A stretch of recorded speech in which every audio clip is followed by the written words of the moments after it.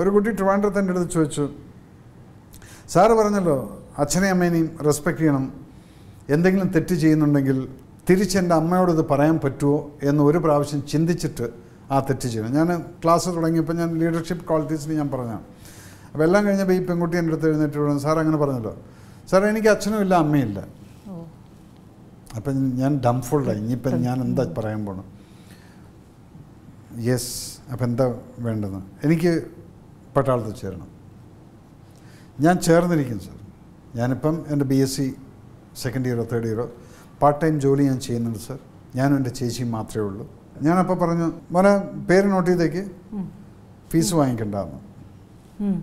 അച്ഛനും അമ്മയില്ല. ഈ കുട്ടി സാർ ഞാനൊന്ന് സ്റ്റേജിൽ വന്നോട്ടെ എന്ന് വെച്ചു. ഞാൻ പറഞ്ഞു പ്ലീസ് കം എന്ന് വന്നു. എൻ്റെ അടുത്ത് വന്ന് വന്നിട്ട് എൻ്റെ കാതിൽ പറഞ്ഞ എന്താണെന്നറിയോ ജയന്തി, സർ പ്ലീസ് ഫീസ് വാങ്ങിക്കണം, എനിക്ക് ആരുടെയും സിമ്പതി വേണ്ട. ഞാനത് ഊഹിച്ചു. ഞാൻ അവിടെ നിന്ന് ഈ കുട്ടീനെ സല്യൂട്ട് അടിച്ച് കൈ പിടിച്ചിട്ട് ഞാൻ പറഞ്ഞു ഓഡിയൻസിൻ്റെ അടുത്ത്, ഇതുപോലുള്ള പെൺകുട്ടികളാണ് നമുക്ക് വേണ്ടത്. കാരണം ഇതുപോലെ എന്തെങ്കിലും നമ്മൾ ഔദാര്യം കൊടുത്തു കഴിഞ്ഞാൽ അതിൽ നിന്ന് എന്ത് തിരിച്ചെടുക്കാൻ പറ്റുമെന്നുള്ളൊരു പെണ്ണിൻ്റെ കയ്യിൽ നിന്ന് നേടാൻ പറ്റുമെന്ന് നോക്കിക്കൊണ്ടിരിക്കുന്ന സമൂഹമാണ് നമ്മളിന്ന് കാണുന്നത്. And we all saluted that girl.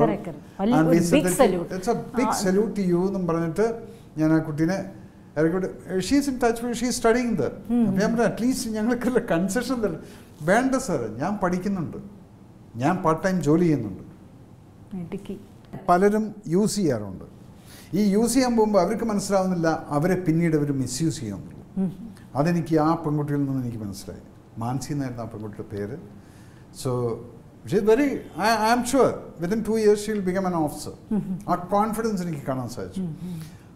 അങ്ങനെയുള്ള പെൺകുട്ടികളെയാണ് അച്ഛനമ്മമാർ വളർത്തിയെടുക്കുന്നത്. അവർ പറഞ്ഞ് മനസ്സിലാക്കണം, നാളെ ഒരു പക്ഷേ ഞങ്ങളൊരു ആക്സിഡൻറ്റിൽ മരിച്ചു പോയി കഴിഞ്ഞാൽ നിങ്ങൾ ഒറ്റയ്ക്കായിരിക്കും, ഞങ്ങളുടെ കൂടെ മരിക്കില്ല, വേണ്ട ഒറ്റയ്ക്ക് പിന്നെ ഈ ലോകത്തിനെ ഫേസ് ചെയ്യണം. അതിനെ ഫേസ് ചെയ്യുന്ന സമയത്ത് ഒരുത്തിൻ്റെ ഔദാര്യം വാങ്ങിക്കരുത്. That's a kind of training which we got. She will become. She പറഞ്ഞില്ല, ഞാൻ 8 മണിക്ക് 9 മണിക്കൊക്കെയാണ് സാർ ചിലപ്പോൾ ഓഫീസിൽ നിന്ന് വരുന്നത്. ഞാൻ ഈ പാർട്ട് ടൈം ജോലിയും കഴിഞ്ഞിട്ട് എൻ്റെ നോട്ടം കണ്ടു കഴിഞ്ഞാൽ ഒരുത്തനും എൻ്റെ പുറകിലൊന്നും വരില്ല സാറിന്. ആ കോൺഫിഡൻസാണ് നമ്മൾക്ക് ഈ പെൺകുട്ടികൾക്ക് കൊടുക്കേണ്ടത്.